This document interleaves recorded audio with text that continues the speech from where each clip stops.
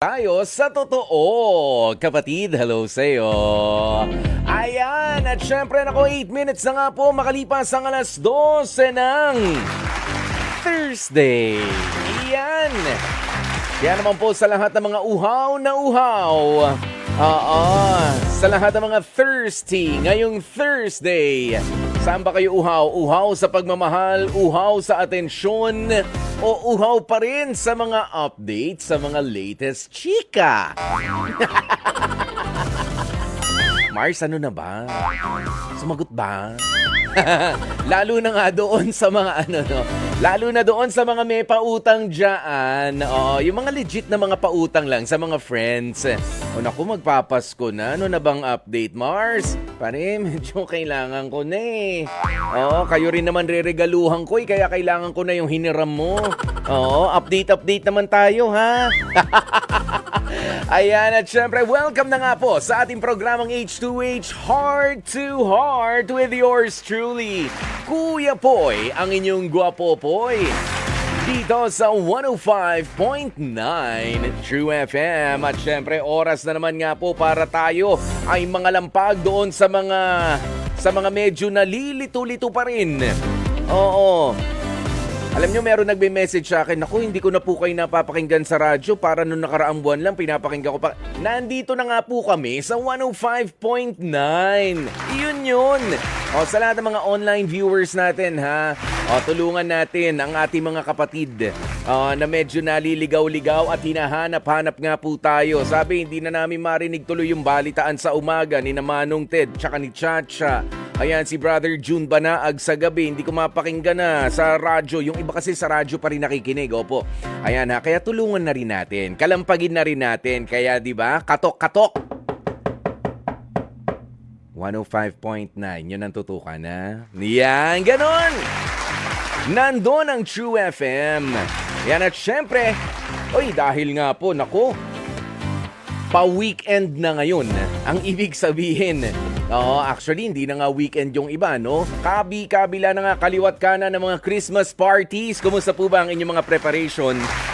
Sa lahat po ng mga sasayaw, sa lahat ng mga kakanta, at sa lahat ng mga umaasa na mananalo sa mga parepol, yan, sa mga paraffol sa kanila mga opisina.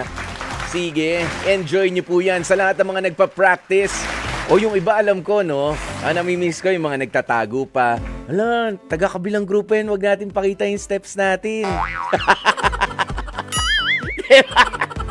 Kasi competition nga eh. Kaninong bahay ba tayo magkikita-kita mamaya, mga office mates? Doon kina wala namang pakain doon eh. Doon na lang kina doon sa isa. Kahit medyo maliit yung lugar, may pakain. Ayan, kaya ang award nila, Best in Kain. Kain ang na-practice, hindi mga dance steps, hindi mga kakantahin. Well, good luck po sa inyo, no? At dapat sport lang. Ito naman paalaala, ha? Kasi may mga competition, di ba? Sa mga Christmas parties na mga nagdaratingan na ganyan. It's supposed to be fun. Umpisa natin na tayo ay masaya. Dapat tatapusin natin na tayo ay masaya. Tatanggapin natin na talagang medyo mas magaling yung kabilang grupo. Yung iba dyan, may mga chika-chika pa. Kasi malakas yan dun kay boss eh. Di ba may mga judges na kinukuha? Mga ganun, malakas yan dun kasi kilala. Kasi jowa niya yun ba? Kaya nanalo ng ng 5,000. Talagang itataya mo ang buong kaluluwa mo sa halagang 5,000 na 20 kayong maghahati-hati. Di ba? Talagang magkakasiraan pa. 5,000 pesos. 20 ang maghahati-hati. Nagkasiraan pa. Naku naman. Naichismis pa. Kasi jowa ni boss yan, kaya pinapanalo.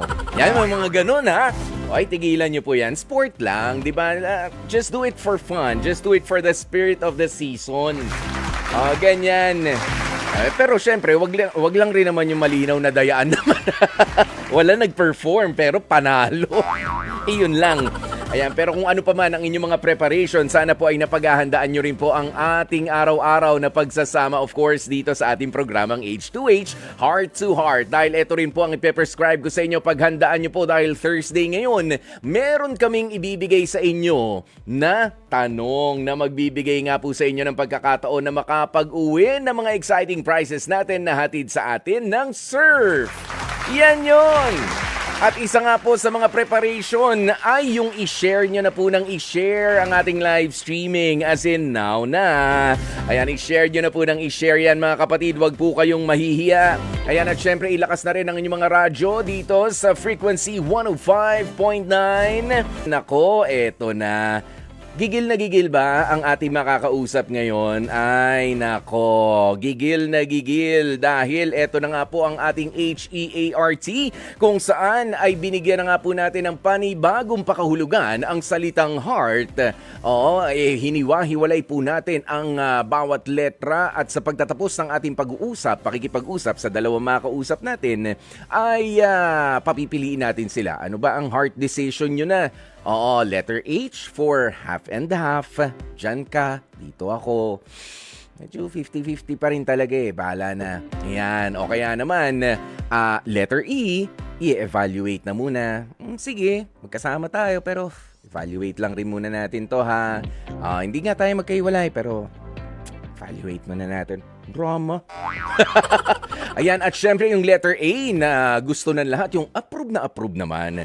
Ayos na talaga kami, Kuya Poy. Yan. At syempre nandyan din ang letter R na reject, as in ner. Ayoko ner.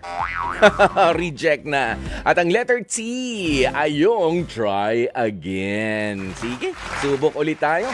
Nagkahiwalay man, pero push lang. Pasok ulit. Okay. Kaya naman halika na dahil nagngingit-ngit na raw sa galit itong si L. Ellie? Or L? Ellie? Ellie na lang. L. Okay. I-resolve muna natin to. L ba o Ellie? Ayan, si Ellie. Paano ba naman kaya siya nagingit-ngit daw po sa galit?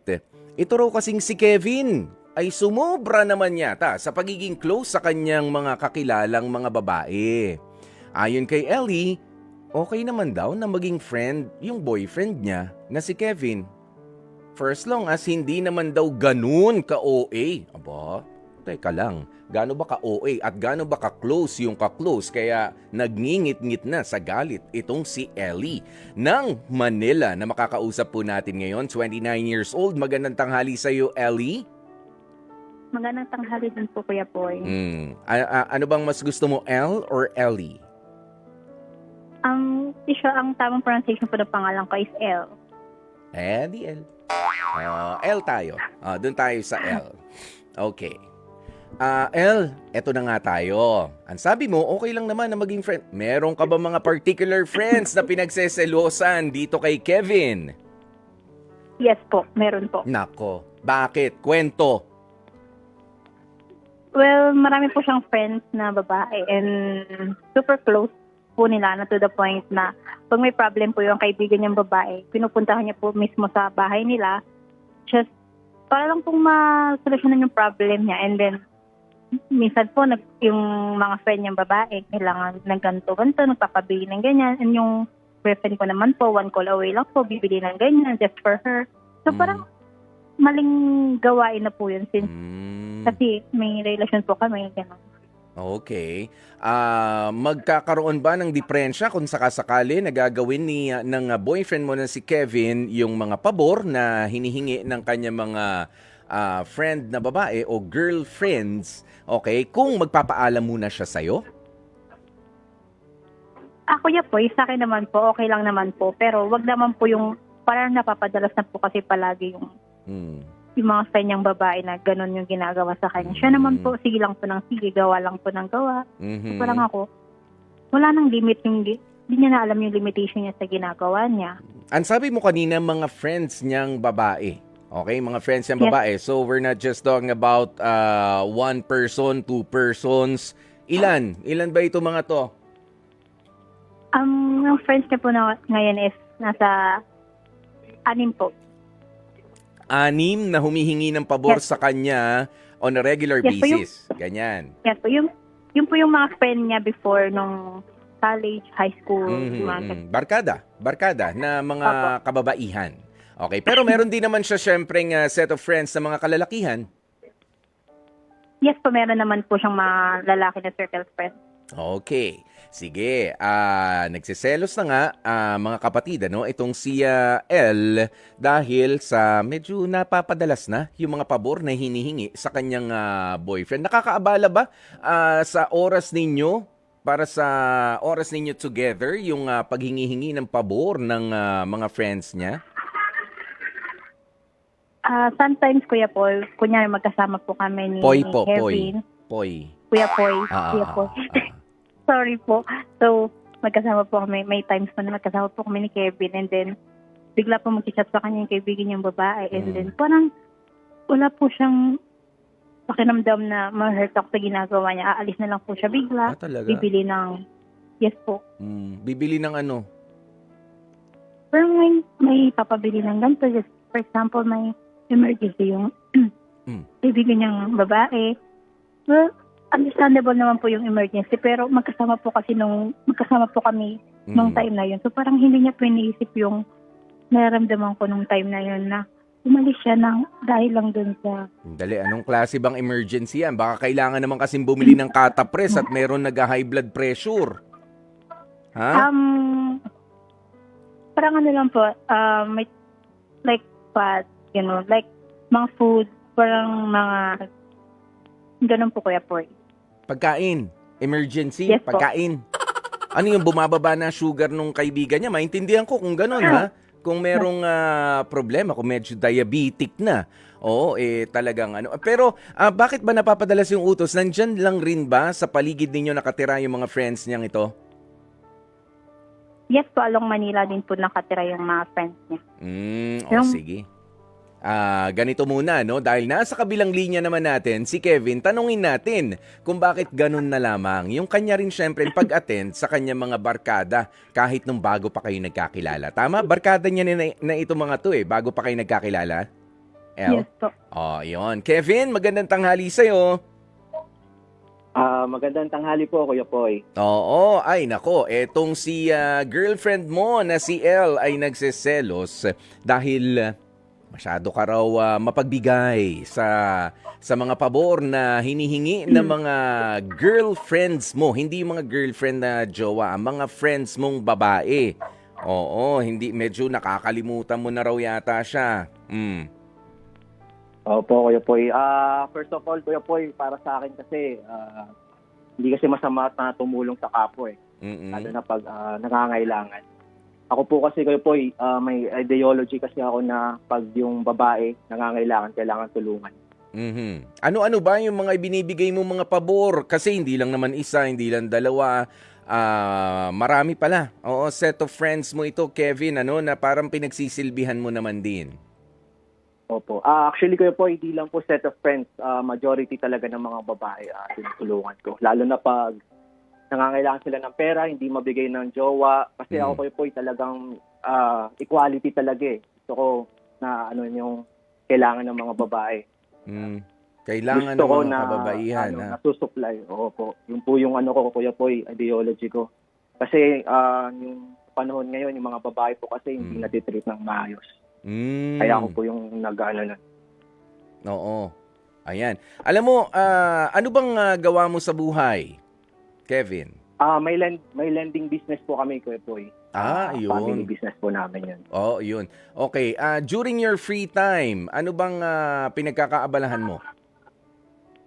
Pag free time po, usually nag-ano talaga ako sa crypto, lahat basta sa financial. Tapos sa business din namin, nag-supervise din ako. Okay. Then pag may free time talaga, nakikipag-meet talaga ako sa jowa ko. Pero minsan po talaga ko di kaya ng puso ko Na pag may nag-chat ng mga friends, kailangan ko ng pera. Talagang kailangan mag-send na talaga ako sa GCash. Okay. I-access ko yung mga banks ko. Ang sabi mo, Kevin, kayo ay may lending business. So, itong mga dinadala mong pera, natural, lending business yan. Business, tinutubuan. Yung mga kaibigan mo ba ay tinutubuan mo rin? Actually po ay wala po. Kasi mga kaibigan ko po kasi talaga sila. Paano ka naging magaling na supervisor sa lending business ninyo? I mean, syempre, kahit na friend kita, konti lang naman eh, 'di ba? Meron talagang allotted na na percentage ng tubo para sa family business niyo. Sabi mo, family business niyo, hindi mo naman yan solo business. 'Di ba? O kailangan maging responsable ka rin doon. Pero kanina, kaya ko nga tinatanong, kung bakit, kasi baka pwede pagka-absent ako pwede ka ba para sa mga pangangailangan ng mga tao? Masyado kang matulungin, Kevin. Oo, at wala pang tubo. Okay, walang tubo yan, ano? Pero hindi. Ganito lang naman din yung masasabi ko sa'yo, no? Sabi nga ni El, there was one time na iniwan mo siya, magkasama kayo, just because merong emergency kuno, yung isa mong kaibigan. Ano bang dinala mo? Pagkain? Pagkain yung dinala mo eh. Sabi ni El. Tama ba, El? Ano po kayo po eh? Pagkain at gamot po. Pagkain at gamot. Why? Wala ba siyang kasama sa bahay? Wala ba siyang miyembro ng pamilya na malapit sa kanila? Hindi ko na po siya natanong kayo po about doon. Siguro naghingi na lang siya ng tulong sa akin dahil nakita niya, alam niya kasi talaga na gano'n akong tao. Na hindi ako tumatanggi. Okay. Sige. Okay, El, ito naman ang pagkakataon, ano, para mas maipaliwanag mo dito kay Kevin, ano ba yung pangangailangan mo rin bilang girlfriend at ano yung punto de vista o yung point of view mo sa kung paano nga na i-handle din nitong si Kevin yung friendship niya doon sa kanyang mga tinutulungan na friends naman. Alam mo na mga friends, walang mali siya dyan, ano? Nawawala, kumbaga parang feeling mo ba, El, ay naaabuso na rin itong boyfriend mo nung iba niya mga friends? Yes po, Kuya Poy. Tingin ko po naabuso na siya ng mga kaibigan niya. Eto na ang pagkakataon. Sabihin mo na kay Kevin, mag-usap kayo. Kevin, makinig ka at pwede ka rin naman sumagot, of course, kay El. Go ahead. Okay po. Hi, Kevin. So, ang point of view ko lang naman kasi, parang di mo alam yung limitation mo, knowing na we've been together for 40 years. Somehow, parang feeling ko, naiiwan ako sa ere na, parang hindi mo na, parang nagiging cold ka na somehow, and then, more on yung attention mo, sa friends mo na lang. Parang sa akin, sabihin natin, hindi ko naman sinasabi na gusto ko yung 100% na attention mo. What I want is just maybe 70% of attention kasi syempre we have our private life din naman kasi. So, yung gusto ko lang naman, Kevin, is bigyan mo ako ng konting attention and somehow parang learn to know what the limitation sa friends mo. Like, syempre, not all the times naman pwede kang nandyan para sa kanila. Though alam ko may business ka na lending, pero somehow, parang, syempre, ayoko rin naman na-feel na parang inaabuso ka nila as your girlfriend. Gusto ko nasa mabuti kang kalagayan. Gusto ko yung business mo is nasa in good hands, nasa in good situation. So, yun lang, parang you must know what's the limitation between your friends. Yun lang po, Kuya Poy. Kevin? Ayun. Hi, El. Medyo di na rin tayo nakapag-usap masyado dahil nga sa problema na to. Gusto ko lang sabihin na magsusorry ako dahil nasaktan ka. Pero kasi ganito talaga ako eh. Kumbaga pinalaki kasi ako na matulungin sa kapwa. And also, kung namamahalan ka man sa mga binibigay ko sa mga babae, huwag ka mag-alala kasi ko naman yung pinakamahal ko sa lahat. Kumbaga, lahat ng mga ipon ko para sa future din naman natin eh. Alam ko naman na lahat ng tulong ko sa kanila babalik din naman sa atin. So, siguro, yun nga, may point ka nga doon na kailangan mo ng attention. Siguro, sige, pag-usapan natin about doon. Okay ka ba doon, El? Okay ka dun? Yes po, Kuya Poy. Yun, mas mapag-uusapan nyo pa raw. Basahin lang natin ang ilan sa mga komento ng ating mga kapatid na nakikinig. Sabi ni Gail Enriquez, mas priority na yata ang mga kaibigan kesa kay jowa. Ayan, okay. Sabi naman ni Mario Leyva Jr., girl, wag kang magselos sa boyfriend mo. Baka naman talaga matulungin lang siya sa mga kaibigan niya. Ang isipin mo, ikaw ang nasa puso niya. Ikaw naman, Kevin, ituloy mo lang ang pagtulong. Sana magpa-feeding program ka naman someday. Oo, pwede. Pwede ba yan, Kevin? Parang itong si Kevin, kung ganyan ang gusto niya, di ba, yung sa mga charity, sige. Pero alam mo, tama yung sinasabi nitong girlfriend mo na si El, na lagyan mo rin ng limitasyon. Lalong-lalo na, sabi mo nga, it's a business. 'Di ba? Ang business dapat tumutubo yan. Kahit pa barya-barya lang, kailangan nanganganak yan pa konti-konti. 'Di ba? Ngayon, kapag yan ay na-mismanage mo, katulad ng oras, katulad ng panahon, diyan sa nangyayari sa girlfriend mo, magtatampo ang girlfriend, pwedeng mawala siya kapag ka napikon na.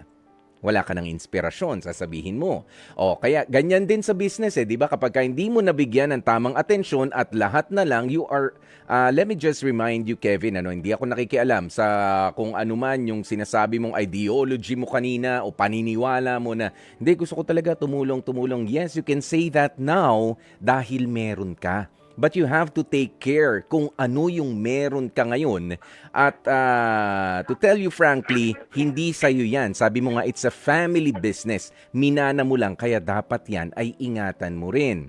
Hindi ko sinasabi na tablahin mo yung mga kaibigan mo na wag mong tubuan, wag mong ano. Siguro pwede mong mamenos yung tubo, pero kailangan pa ring tubuan. Kasi nga, hindi naman sa sinasabi ko, you are not the first one na tumulong, pero sa bandang huli, binigay mo na, alam mo yung kasabihan, na ibinigay mo na nga yung kanang kamay mo, gusto pang kunin yung kaliwa. May mga ganyan kasi tayo mga kaibigan. Okay? May na-meet ka na ganyan, Kevin, sa mga pagtulong mo? Ha? Opo, Diba? majority po. Easy. Yung mga lalaki, minsan. Lalaki, babae, regardless of the gender. 'Di ba? Meron yung mga hihingi sa'yo ng tulong, ang bait-bait kapag ka natutulungan mo sila. Minsan mong tanggihan, sisiraan ka pa. 'Di ba? Ganoon yun Kaya you have to take care yung tao na nagtitiwala sa'yo. Katulad ni El. Ang inihingi niya lang naman sa'yo, atensyon. Ang inihingi niya lang naman sa'yo ay panahon. 'Di ba? At yung pag-iingat nga rin dyan sa hanap buhay mo na minamanage mo. Okay? Sabi mo para sa future nyo, hindi pwedeng porke kaibigan, papautang ka ng walang tubo. Hindi pwede yung ganun, Ayan, syempre meron pang isang mensahe dito. Pakisabi kay El, may business din ako na lending, konti lang ang friends ko. From Jose ng Binyan. Si Direk Joey. Gusto mo na ba lumipat ng Ay, hindi pala. Andito pa pala si Kevin. Kevin, alagaan mo si El. Di ba concerned siya sa'yo? Hindi lang, I think, El, hindi lang naman sa relationship, pati doon sa kung ano man yung pinagkakakitaan nitong si Kevin. Tama ba? El? Yes po, Kuya Poy. Oo, baka kasi naaabuso ka na rin ng mga kaibigan mo. Ha, Kevin? You be careful. Okay? You be careful. Okay. Ayan. So, ngayon, ano na ba ang heart decision ninyo, El and Kevin? Sa akin po. Letter E po. Sige. Letter E. Letter, saved by the bell approve na approve. Pasok na pasok pa rin. El, naniniwala ka naman na may kapasidad na magbago itong si Kevin? Makapag-adjust? Yes po. Oo, kaya nga approve na approve. Ikaw ba, Kevin, are you willing naman na mag-adjust din? Opo, Kuya Poy, dahil mahal na mahal ko po yan si El. Pupunta po kami ng Europe. Sige po, approve. Wow! Uy! Plano po kami. Teka, uy! Ba't hindi tayo maging friends, Kevin? At El. Baka pwede naman may pabibili lang ako ron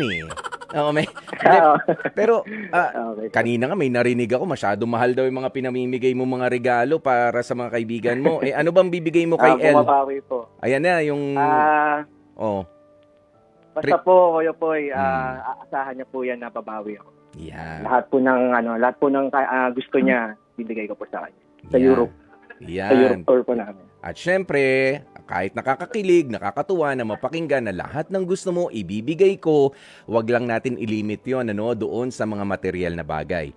Kailangan ni Elle, yung oras mo, yung presensya mo, yung atensyon mo, ibigay mo rin sana yun sa kanya. 'Di ba? Yun. That's the key, Kevin. Oo, na hindi matatapalan ng kwarta. Okay? Ayan, Kevin, Thank you po. maraming salamat sa inyo. Paano nga ba na maiwasan ang magmahal ng syota ng iba?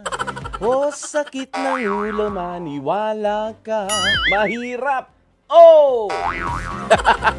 Paano nga ba maiwasan ang magmahal sa syota ng iba? Ang sabi ni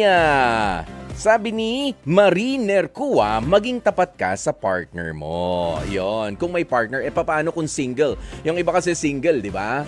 Tapos may jowa, yun nagugustuhan. Yan. Sinasabi na screenshot. Ayan, sabi naman ni Roldan Chavez, maiiwasan mo ang magmahal ng syota ng iba kung utak ang paiiralin mo at hindi ang puso. Tandaan, cheating is a choice. Ayan, at syempre, eto, sabi ni Lubero Margie Ambasing, para sa akin Kuya Poy ha, iwasan mo din siya at wag mong hayaan na mahulog ang loob mo sa kanya. Wag kang magbigay ng motibo na nagugustuhan mo siya at lumayo ka na sa kanya dahil may syota na siyang iba para iwas gulo at walang problema. Ayun, lalayo na lang para sa iba. Sayang naman, lamang tiyan din. Diba may ganun eh. Ayan, sabi ni ano to? Sabi ni Darwin Rosel, huwag kang sasama sa barkada nag-i-invite sa'yo sa bar kahit may jowa ka na. O yung iba namang mga nagbabar, nag-a-unwind lang talaga. Nakikipag-usap lang, nakikipagkwentuhan na lang sa mga barkada. Ewan ko ako ganun lang, ano? Oo. Well, depende nga din sa lugar, pero ewan ko ba? Kapag lumalabas na ako, kwentuhan na lang. Kapag inantok na, uwi na tayo. Papagastos pa tayo dito. Pinagsisisihan ko na yung nagastos ko eh. Mas mahal syempre ang mga pulutan doon, ang mga alak doon, maiinom. Ganoon eh. O yan, si Barbero Martirez. Sabi niya, para sa akin Kuya Poy, wag mo nang bigyan ng motibo at iwasan na lang. Okay?